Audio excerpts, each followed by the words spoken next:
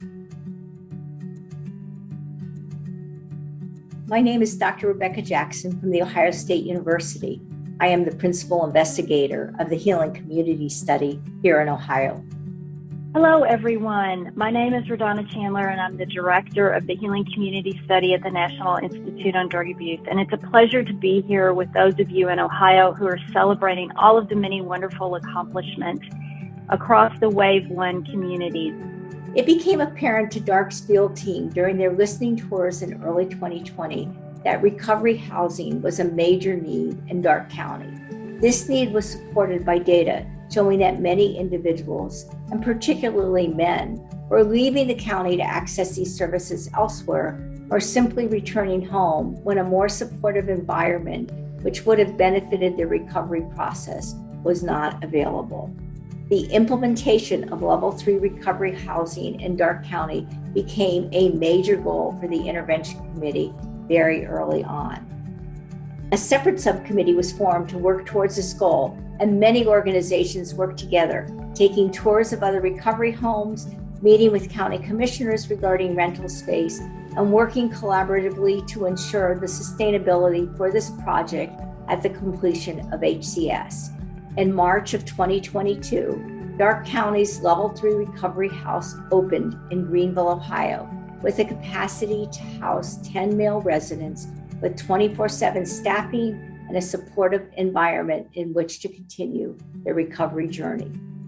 Additionally, Darke County expressed early on the need for a collaborative case management type of role to follow individuals with substance use disorders through their interactions with the court system, incarceration, connection with recovery providers, and re-entry into the community. In May 2021, a full-time community health worker was hired by a local agency to fulfill this role. This individual serves as a liaison to assist individuals in accessing community resources, social services, recovery agencies during and after incarceration. They also completed screenings with individuals who are in jail and help with their transition back into the community. Wave 1 communities in Ohio have really paved the way for the study, as well as for helping Ohio to address their overdose epidemic that's been occurring there. Whether you all are aware or not, you have implemented over 35 different strategies to educate people and distribute naloxone, over 45 strategies to be able to connect people to medication for opioid use disorder and retain them, and over 30 different strategies to ensure safer prescribing of opioids, as well as ways to get prescription drugs that are being unused out of the community. And so those are really tremendous accomplishments, and you've been very successful in implementing the Communities That Heal intervention and working across all of your terrific coalitions through this data-driven approach. The Communications Committee was able to set up a Facebook page for the coalition very early on in HCS and utilize social media as well as print media and billboards to spread campaign messages throughout the study. Through these social media campaigns alone, posts about stigma, naloxone, medications for opioid use disorder, and the dangers of fentanyl were seen by more than 100,000 individuals. Darke County has been such an incredible partner in this study, and your field team has shared with us how blessed they have been to be welcomed into this group of community partners that make up the coalition. We owe special thanks to our champions, Peggy Emerson, Dr. Lori White, Diane Ewing, and Brian Phillips. We, as the staff and team of the Healing Communities Study in Ohio, are grateful for your support and collaboration and meeting not only the goals of the study, but partnering with us about meaningful change and additional systems of support for those with substance use disorder in Darke County. Bravo to all of you for all of that hard work. We couldn't have done it without you, and on behalf of all of us, I just really appreciate everything that you've done. It's been a pleasure to get to know you all behind the scenes in the virtual world. We wish we could have been with you in the physical world, but we wish you all the best in your future endeavors, and we hope that this will continue to propel the entire state of Ohio toward better health and better, stronger communities.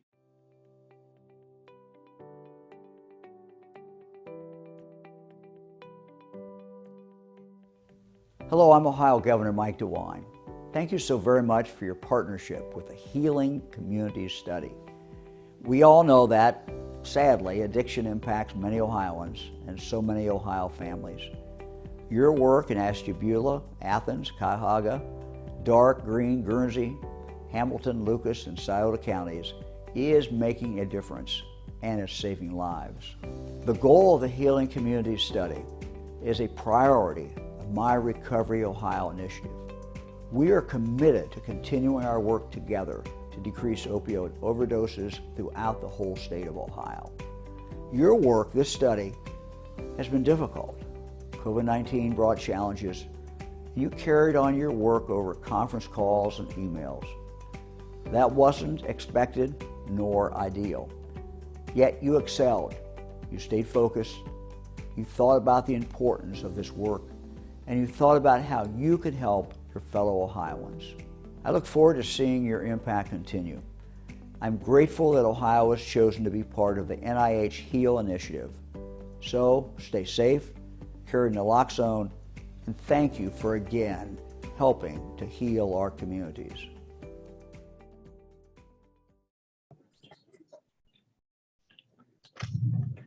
Well, good afternoon, everyone.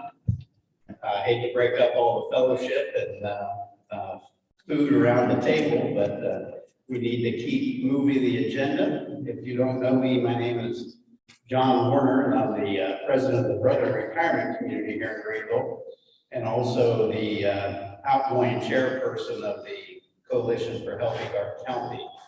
And so as the chair, I've had the privilege over the last few years to watch the healing studies come to fruition and then work to this day to what I consider to be a very successful celebration. So thank you, all of you who have gathered here today, and thank you for all of your support, not only for the healing studies, but also the community. And so my role here today is to moderate the panel discussion. We have some great speakers here that are going to work through a series of questions, and I think they will provide a great overview of how the healing studies unfolded and the impact it's had on Darke County and the citizens. So without any further ado, I'd like to invite Sheriff Mark Whitaker, Judge John Hine, and Dr. Lori White to the podium. So I will be asking the questions, and they will be providing the answers. So if you could share your microphone, that'd be great. Sure. You can't be like that.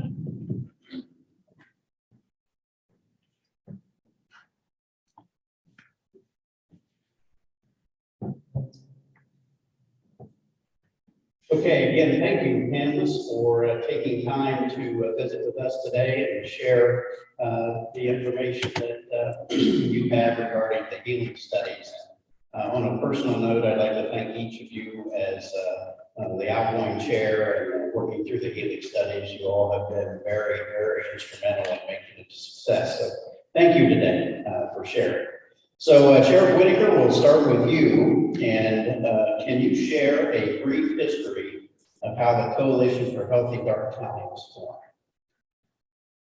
Okay, in late January, beginning of February, was the Darke County Chambers Groundhog Day breakfast back in those days.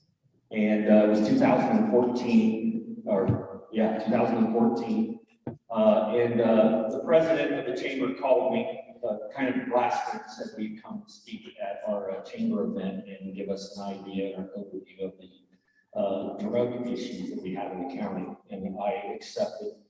And when I arrived, I'd never been to one of these events. I saw that there was lots of community leaders at this event. The room was just completely full. And I thought, what a great opportunity for lots of leaders in the community to hear what issues we're facing. Because at this time in 2014, law enforcement and Dr. Kathman's office and his chief investigator, Joe Van Vickle, we were already seeing trends by that time in 2014 that were very disturbing to us. That opioid abuse and overdose deaths were increasing significantly, and we were becoming very concerned that this was going to carry on and get worse in the future. And sometimes we would have days when Joe Van Vickle and myself and the other detectives felt like we were kind of banging our heads on the wall and we're not sure that other people were hearing our message. So I had a great opportunity that day to express to the community leaders and everyone that attended kind of what was going on and what I thought was headed down the road in the future. And at that time, I kind of posed to that group that this is a community problem. It's not a criminal justice or a law enforcement problem. And I kind of, in a sense, challenged folks to get involved. And I also mentioned, I recollect that day, that the cavalry in the form of money from the feds and the state is not coming. And we need to be self-sufficient as a community.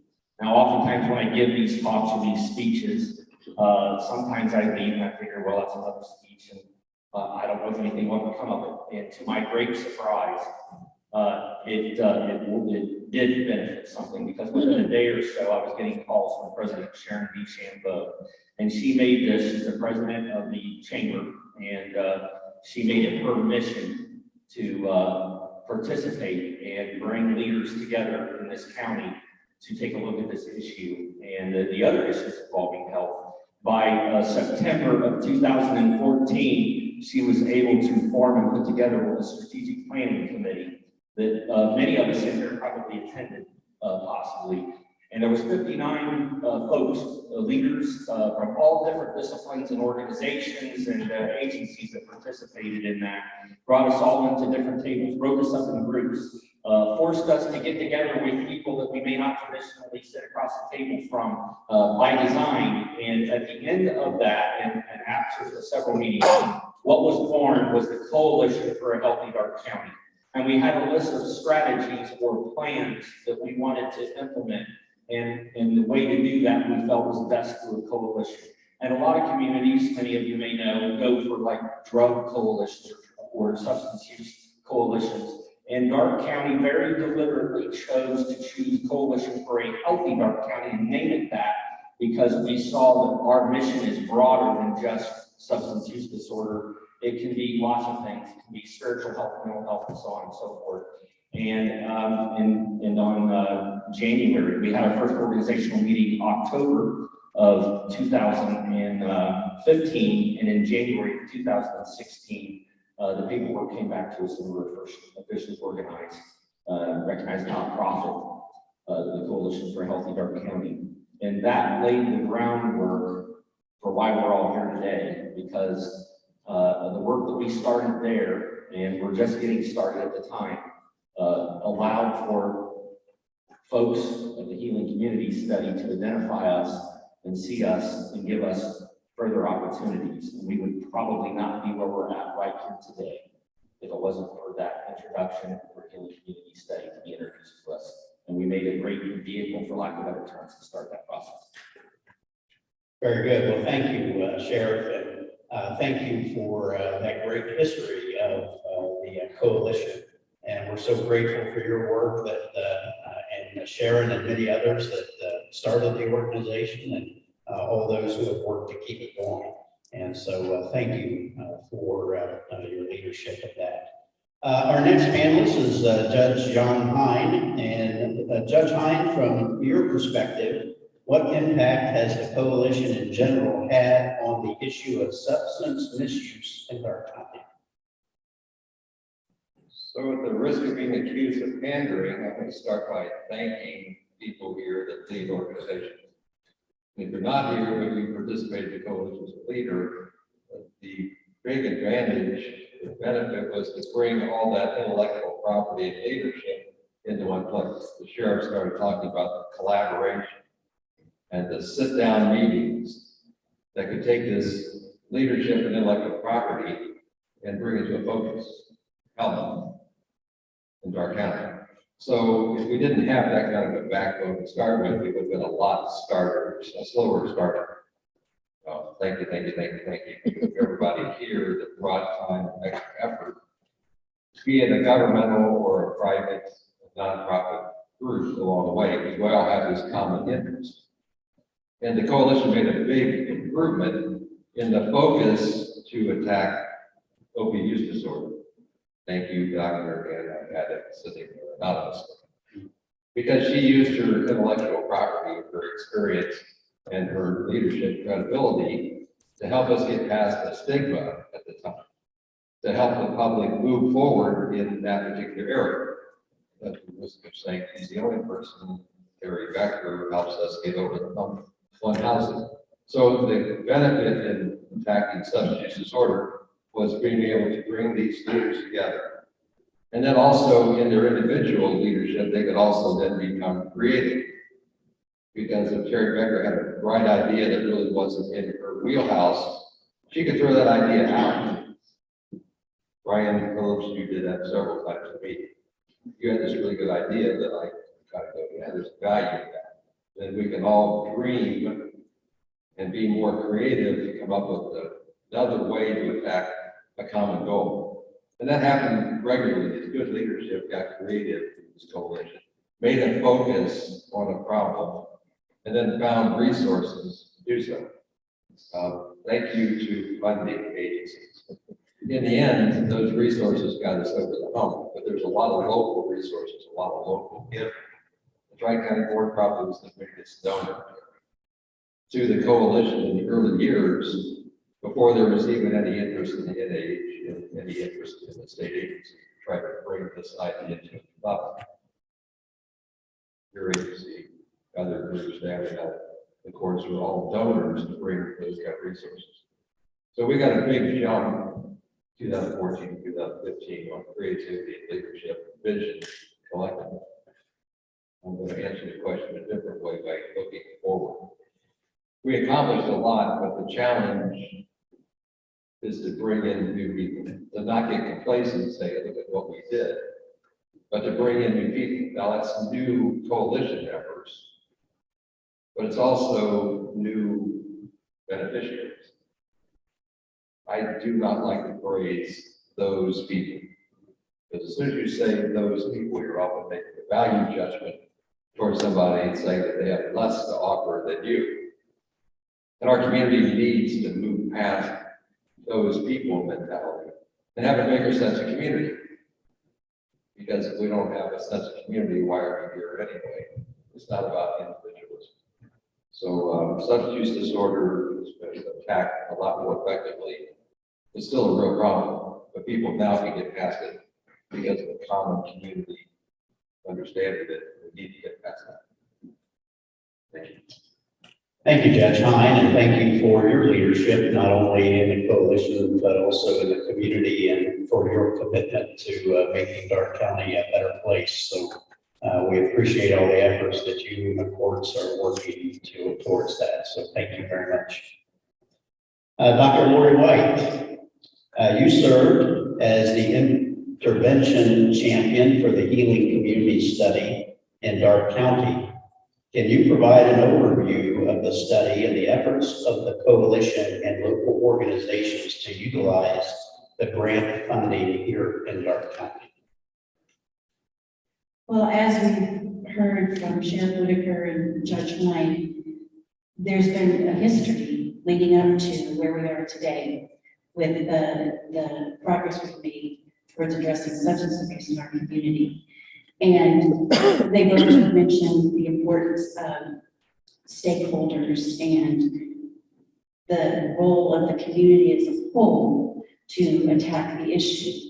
And this, I always look back at this and our progress that we've made, look at the history, and am always in awe of the commitment of our stakeholders, our leaders, our individuals in the community that work together, sometimes through tough issues, sometimes through making tough decisions, but it all formed from that continuous community involvement. Back in 2020, the field team was formed, and we had leadership, Amy Farmer, Carla, I'm sorry, and Carla Kohler and Kelsey Klingham, that's kind of hard to say, our field leaders, and we formed committees that we felt would really benefit the focus areas such as media, education, awareness, interventions, of course, data. And the intervention area, we, in addition to the coalition, we formed a community intervention team. Several of the people on that team is here today. We met monthly in the beginning, and our goal in establishing the interventions, which really was, we were charged with the process of trying to determine how to use $900,000, of which I found out today we've used about $870,000 of that. But our goal in the intervention team was to really look at what do we need in our community to continue to assist and enhance the service delivery that's already taking place, and what do we need to do to help continue to address the opioid problem. And our goal was not just to chase the dollars. It was very clear from the beginning that we wanted to establish tasks and goals that would be sustainable. We didn't want to duplicate services. We didn't want to have redundancy of services. We wanted to utilize community resources appropriately. And so our goal, which continues today, is to develop these interventions so that they could be sustainable and so that we could continue to have that continuity and a seamless service delivery in our community. We had 24 interventions that were funded, and you're going to hear about some of those today, but things like we had educational programs, we had clinical staff, we had training programs, stigma training, programs in the jail, distribution of naloxone and naloxone boxes. The recovery housing was huge. There's a whole slew of things, but mostly in that area of really trying to understand the full realm of opioid use and substance abuse. And so we had, again, a lot of people from not just the intervention team, but the coalition, but other people in the agencies that were carrying out the tasks. Community health worker, which you're going to hear more about, that was huge and helped to coordinate the resources and pull it all together. And so it's really touching to me to see what has happened with this. And I know it's not the end, and it's just been a part of a fluid journey and a fluid system, but so many lives were impacted, and the photo library that if you have a chance, really take a look at that,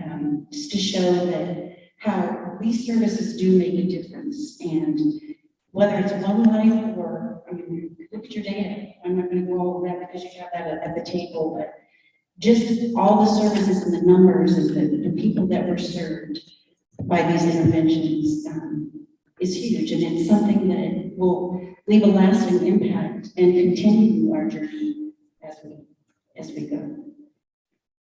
Very good. Well, thank you, Dr. White, and thank you for your commitment to the coalition. Certainly, I have appreciated the perspective that you bring from your life experiences through family health, and we just appreciate you taking a leadership role in the Healing Community Study as well. It's evident that you were very much a part of that success, so thank you.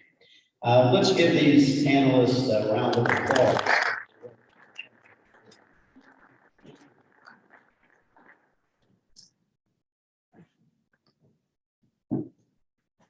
Okay, pardon me, Judge. So while we are bringing up our next panelists, Local Impact Recovery Perspectives, Brian Phillips, Terry Becker, and Wes Lynch.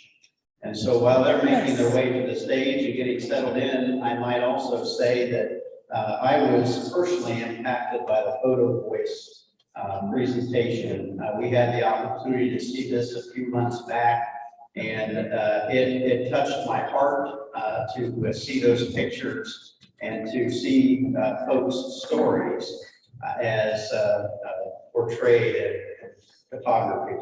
So I would encourage you to take a look at that, sit there and let that sink in for a minute. And from that perspective, it certainly is for me, when I looked at it at my office desk, I had to pause for a bit and just, it was a very, I think, real life example of how substance abuse affects folks, but also that there is hope, and part of that hope comes through the work of the coalition. So thank you to all who participated in that. That's very nice.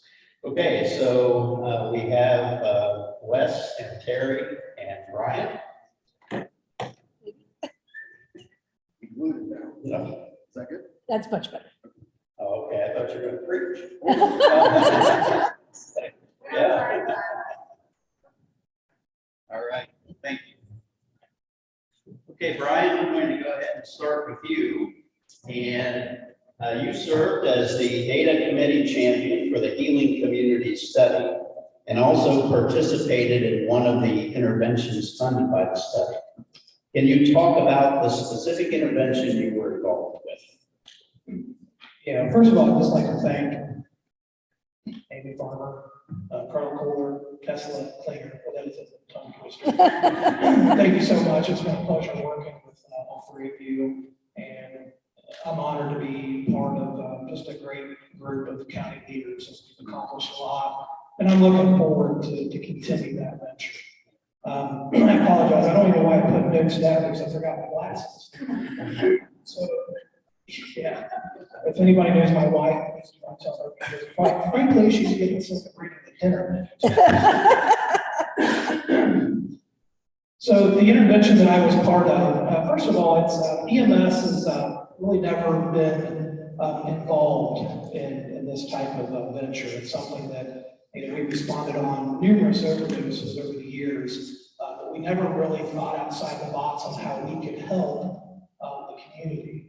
So when you sit down and you start thinking about what EMS can do, it can be challenging.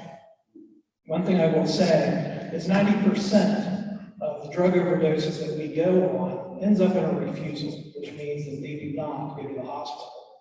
So with that being said, we may be the last healthcare provider that overdose victim comes into contact with. And I think it's important that we set the standard in EMS that we do everything in our power to help these individuals, not only the overdose victim, but the families and the friends that just partook in such a traumatic situation. So the intervention I partaked in was the Leave Behind EMS Narcan. So after an overdose that we go on, we leave them with Narcan, and we also leave them with a go bag that has a lot of resources in there on how that overdose victim can receive help. We try to build a rapport with that overdose victim and the family. We try to educate them on what is out there in the community to get them the appropriate help. Anything from counseling, rehabilitation centers, the needless exchange, needle exchange programs, anything that we can help them with addiction. We have seen a lot of good things out of the Leave Behind Narcan. Our paramedics that are going on these overdoses are definitely seeing more Narcan laying around. And we're seeing a lot of Narcan being administered before our arrival. And that does a couple of things, especially for EMS. There's a big difference between 2019 and then 2020 and 2021 when it comes to what type of intervention that we are performing on these patients.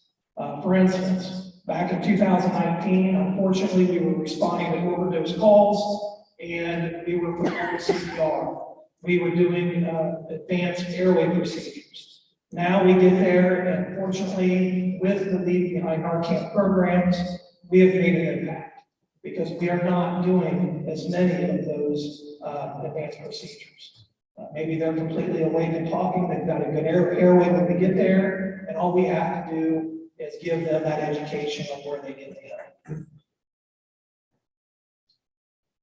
Thank you, Brian. We certainly appreciate, again, your leadership. Question on the stigma training. Um, You can go right into that. Sure, yeah, I didn't have it on my notes, so I apologize. No, you're fine. No, that's my fault. I know if you had a follow-up question. don't blame the panelists, blame the moderator. Come back. You're doing a good job. You're doing good. So when we first got together, there was a common objective amongst all the collaborating agencies. Of course, that was stigma. Something that, I think we're going to have to deal with for many years to come, but I truly believe that we've made a lot of headway when it comes to stigma within the community, and more importantly, just the public safety community. On December 15th and 17th of 2020, we had Overdose Lifeline, who was out of Indianapolis, Indiana, come in and do a 2-hour stigma training for approximately 100 public safety officials. And we did receive some positive feedback from that. And like I said, I think it definitely helped with stigma. I know it did with my department. And again, I think it's something that we're going to continue to face as we move forward. The positive feedback that I got from my department was the first session was over brain and the disease of addiction. And my paramedics thought that it was very interesting to see the process of addiction when it comes to how the brain handles that. So again, we did get some positive feedback from that. The second part of that class was an introduction to stigma of substance use disorder. That's all I think. Thank you. Well, thank you, Brian, again, for your leadership on the Healing Community Study and also for what EMS does in our community. Amazing work, not only with what you had shared, but just the services to make Darke County a healthier place. So thank you to you and your team. Terry Becker. Terry, you were involved in the planning and implementation of one of the largest interventions we were able to roll out. Can you talk about those efforts and where they're at today? Sure, thank you. This was a heavy lift. We've wanted to bring recovery housing to Darke County for some time through the board, and there were some hurdles there, and through the combined efforts of the leadership and the coalition and through the Healing Communities, with the Healing Communities assistance, we were able to come together and unlock the puzzle there. The commissioners got involved and were able to help with that, and we had to switch gears at the 11th hour, and with some help of people looking over our shoulder, we got it done at the very last minute, and we're able to get it implemented in March. And the home was open in the last week, I think. We made the deadline. But recovery, housing, and sober living is a critical part of recovery for individuals and help reduce overdoses. Sometimes people have to get out of their community and go someplace far away from the triggers and people that they use with. But sometimes you do want that in the community. You have family members, your sober supports are close to home, or if you have a job that you don't want to leave. So I think it's wonderful that we were able to get recovery housing and sober living open in Darke County. There are currently 2 residents in the home. It's been a slow start. We've had some people who came in and didn't want the structure, didn't want to follow the rules. So I think once we get a good foundation of folks there and they understand that they are going to be held accountable and they get that the fellowship or the camaraderie, there are people there who want to live sober life and they support each other. And that's what we find in our other recovery homes. They hold each other accountable as well. It's not just the staff who are there, it's the the residents who are holding each other accountable and supporting each other. I think that it's going to be a great asset for the recovery community for Darke County, and we were very happy to be part of that and help bring it to fruition. Well, thank you, Terry, and certainly, again, appreciate your leadership in the coalition, and agree to take the chair. You will make a great chairperson and lead the coalition well into the future as we take on other issues in the community, and certainly the tireless efforts to get the community housing was amazing. The Tri-County Board is certainly an asset in our community, so thank you very much. Wes, thank you for your hospitality here, by the way. And you have shared with the coalition in the past some of the impact stories of individuals who carried Narcan they were able to get for free right here at your church. Do you mind sharing a couple of those stories with us today? Yeah, absolutely. I appreciate the opportunity. It's personal for me. I worked in law enforcement for 9 years prior to becoming a full-time pastor in the city of Indianapolis and then Randolph County, Indiana, and dealing with individuals who have strongholds, addictions. They have to want, like Terry said, there's structures and things put in place, but someone has to want that. And I've never seen someone truly make a transformation without a higher power. And they have to want that. And all of us desire a higher power. And so I truly came to a spot in my life where I realized you have to want more for someone than from them. And then you have a whole new lens that you look at an individual with. Because I don't know about you, a lot of times I expect something from you. When we start the meeting, or in the meeting, I want, I expect to end up one, right? But that doesn't mean it always happens that way, especially when life is messy. And so, as a pastor, I realized we need to really teach our community how to be the church. Instead of teaching them the church, teach people how to be the church. And the way to do that is give them resources and opportunity to go outside these walls and reach people in our community. And so, my agenda is to reach people who don't know Jesus, that have a stronghold, or maybe they know Jesus Christ and still have a stronghold. And it's through people who are being the church. And we've seen that right here in this very own building. And so the loudest, the people that are against things, you know, and leadership, you always have challenge and adversity, right? And sometimes the loudest boos come from the Jesus seats. But I believe that through opportunities like this, we're able to give life. And it's abundant life. So 2 people individually within this church used Narcan. We're able to save a family member because they had it on their person. And like Sharon was talking about and Brian was talking about, they're seeing them actually ministered before they get on the scene, which is saving a life. And some people say, man, if they want to die, let them die. Well, isn't it good that we serve a God who doesn't think that way? He's a God full of grace. And I don't know about you, but I'm thankful for that.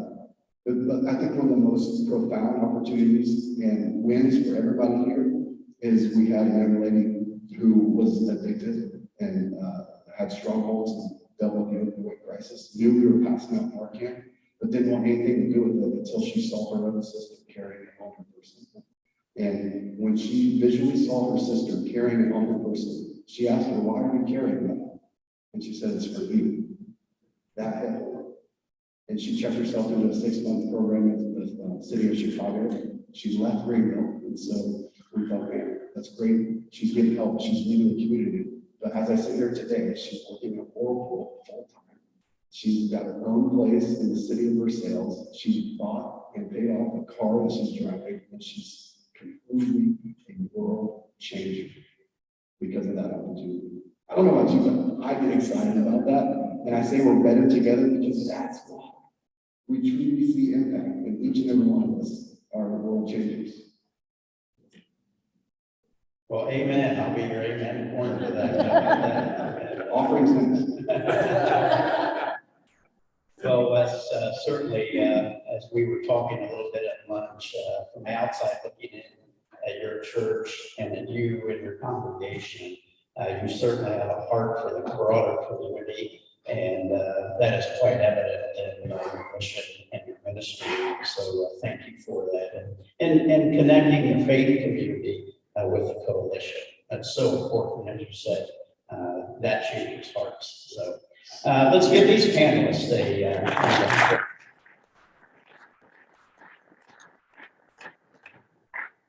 okay, our final group of panelists will be talking about the local impact from a clinical perspective. And so we have Dr. Anna Haddock, Geraldine Stanley, and Maggie Kramer. So while they're making their way up and getting settled, I'll make a pitch for the Coalition of Healthy Darke County. If you are not a member of the coalition, I would encourage you to maybe consider that. And you can see Peggy, or we have a great website you can search.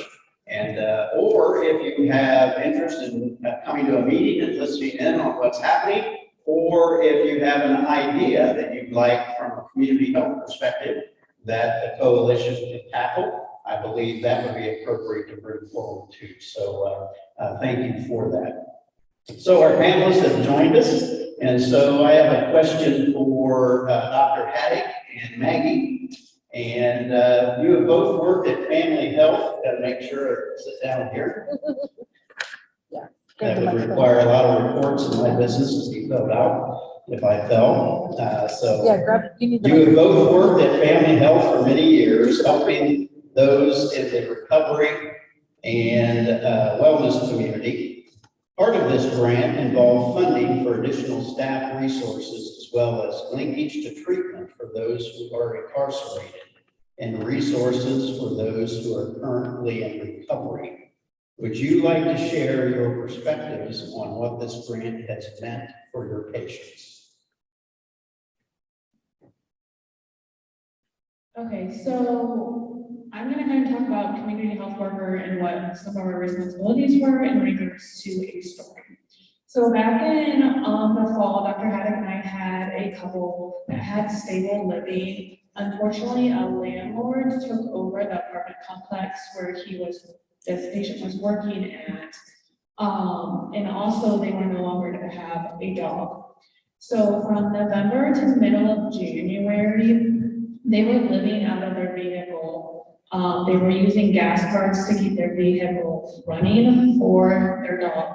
A couple times they would find places to rent, but got kicked out a lot because they still had a dog. In middle of January, they were able to find a place to rent. Unfortunately, though, with snowstorms and weather and that, they sometimes didn't have the funding to pay rent that week. A lot of times they would go scrap metal to be able to pay. So they would contact us sometimes and just say, I'm $80 short for the week because of a snowstorm, because we don't have power. So we were able to use housing vouchers to help pay for that. Also, in regards to gas, they had difficulty getting back and forth because they weren't able to stay in Greenville area because of their dog and renting. So they had to travel to come see us. So the good news is with the housing vouchers and the gas vouchers, they actually just recently been able to find a place to live and are stable. Thank you, Maggie. So I don't think when you do treatment for substance use disorders, I don't think people recognize how hard it is to sit in a room with a patient who says, I don't have anywhere to go after I leave your office today. And so this grant helped bring answers to that, because how can you expect somebody to attend appointments regularly, take their medicines as prescribed, go to counseling when they don't have food to eat, they don't have a place to sleep, they don't have support. So that has been amazing for us to be able to offer some resources, because it was often, we would come up dry with options for people. I love the discussion today about community, because that has been something that's been in my heart since starting with our drug treatment programs. It takes all of us working together to help our patients, because we have medications that are available. It was shortly after that first coalition met about the drug issues in Darke County that I went to my previous executive director, and I had asked Jean Young if I could start a Narcan program. because that's before we were allowed to prescribe Narcan. Things have changed in the short time that I've been a doctor. I've been a physician since 2009. When I started, I had parents coming to me saying, my kids in high school using heroin in their bedroom, and I don't know if they're going to wake up tomorrow. What do? I can't sleep at night. I'm so afraid. And I didn't have any resources that I was legally allowed to get them because we could not give Narcan to friends and family. There had to be laws passed to make that happen. So I went to Jane and said, can I start a Narcan project, Project Dawn here, because that was the only legal way that I was allowed to do Narcan. And at that point, we weren't sure we had the staff or the resources to do it, but she said, but you can start using Vivitrol because the coalition brought this here, brought a speaker here, and within a few months, we were the first providers to give Vivitrol in the community. That subsequently expanded to buprenorphine or Suboxone, especially for pregnant women, which Vivitrol is not indicated in. So this has been something that's developed over time, and we needed to have these conversations. We needed this coalition and this grant, again, to keep us working together. I love that we'll get a call from Ryan Phillips that says, one of your patients is living under a bridge. Can I bring her in if I can get her to come? You know, where I'm afraid she's going to die. And that's what it takes, is that we care. We care to take that extra effort, make that extra appointment to help somebody. And like, I found recovery work isn't like on my schedule. You can throw your schedule out the window because when people are ready, you know, you got to do it that day. So you just make it work out. And so when I started doing recovery work, a lot of things surprised me. And one of the biggest things was that we needed to work with the criminal justice system, with our judges, with our probation officers, because for some of our patients, they are their biggest support. I did not know that was how things were. I have a patient who tells me that Judge Hines saved his life for putting him in jail. So, you know, in that moment, it might not have felt like his life was being saved, but after time, after being recovery services, he said that's what I needed. And so, I'm going to read a quick statistic, is that for jail inmates, this is our US average, 63% have drug dependence or abuse, and 44% have history of mental health disorders. So, you know, when we started with this program saying, hey, we need to see what else we can offer in our jail system, I didn't have to convince the sheriff or the people who work in criminal justice this was needed, because they saw it. And so I would say, again, there's been a lot of studies that say MAT reduces criminal activity, arrests, and probation, recidivism, and incarcerations. So it's been really rewarding to work with the program and to work with our community partners, because it is about our community and really helping people that don't have a lot of resources often. So thanks to all of you. Thank you, Dr. Haddock, and thank you, Maggie, and thank you for your commitment to recovery. And that's evident in the work you do with family health and your caring heart towards your patients. And I think that's wonderful. And I appreciate your work in trying to erase the stigma of substance misuse. So, okay, moving along to our next panelist, and Jerry Lynn. Recovery and wellness has been part of several interventions through this study. Would you mind sharing the impact of the grant funding on your efforts to support the recovery community?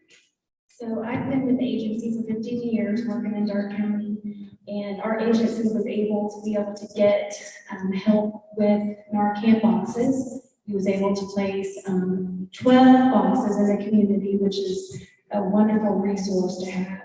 We also was able to update our curriculum. As you know, curriculum is so expensive. We was very grateful for that. Like Dr. Haddock said, we have a huge partnership with Darke County Common Pleas Courts.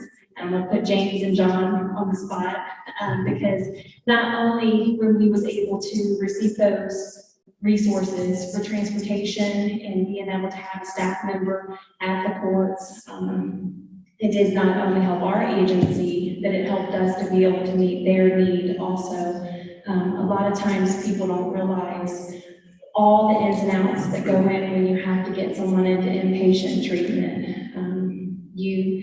You can jump through all the hurdles and then you got to figure out, okay, how am I going to transport that person? I don't have a staff member available. It costs a lot of money maybe to go 2 or 3 hours somewhere to take them to treatment. So the grant has, utilized, we've been able to utilize that to get our clients to transportation for inpatient treatment.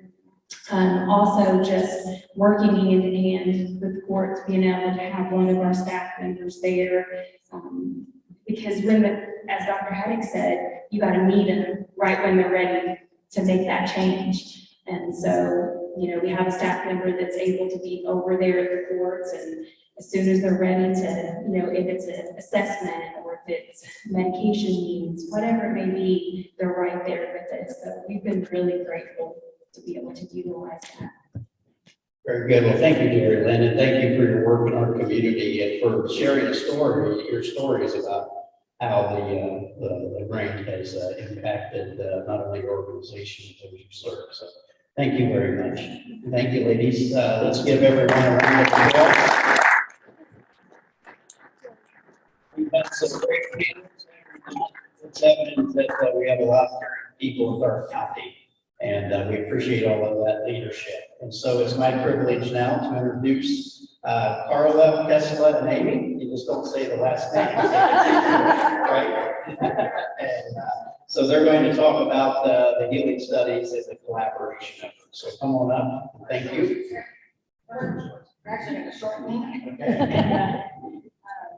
In the interest of time, because we are past the 1 o'clock hour, and I want to be mindful that everyone expected to be able to go at 1. So, Amy Farmer, like I said, I've done community engagement for the Healing Communities Study at Darke County, and I specifically just would like to thank Diane Ewing. I can see her on there because she was Diane Ewing from Premier Health was our media champion. She helped me through a lot of the things that I had to accomplish with the communications campaigns and decisions we had to make about messaging that was appropriate for Darke County. So thank you, Diane. I can see you. Hopefully you can see me. And just really welcome.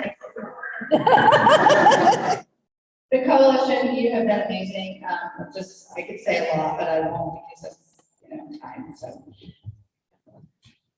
Yeah, sort of the same thing. I wanted to thank the coalition as a whole for allowing myself to be trusted with the data in your community. That's a big ask, and I really appreciate you working with me, and everybody's so helpful. A special shout out to Brian Phillips. Thank you so much for being a wonderful data champion. Always there always there to back me up and support me in any way that our field team needed as far as data goes. So thank you so much, and thank you to the coalition. And I'm Carla Kohler. I was the intervention facilitator. So most of you out here know me as the one that would tell you, hey, I need this, or hey, I have some money. What do you want to do with it? Yeah, so I don't have any as of next week, so sorry. But just again, thank you to everybody for having the ideas, bringing the ideas to us. We wouldn't have had 24 interventions without you guys bringing them to the table. I mean, you are the reason why, they say the agent of change for this community, and that's exactly what all of you are. Just a special thank you to Dr. White. She was there for the what ifs we can't do, how are we going to do this, and she was able to help us through the process. So thank you. And John, our counselor. You guys stay up there, John. Okay. Now we have to go. No.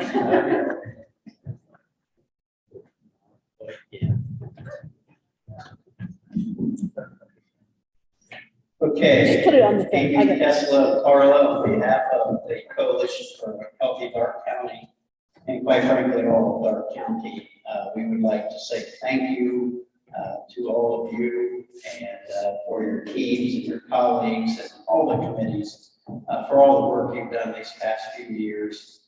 You have worked tirelessly on behalf of Darke County and for those in our community who have need to deal with substance abuse and misuse. And you have impacted us, you have impacted the lives of the families and those who have benefited from the Healing Community Study. If it wasn't for you all, we probably would not have made this possible. You kept us going. It was a full-time job, and I think a job coming from your hearts. So on behalf of the coalition and all of us from Darke County, please accept these gifts for you, a small token of our great appreciation for all that you've done. So let's give these ladies a round.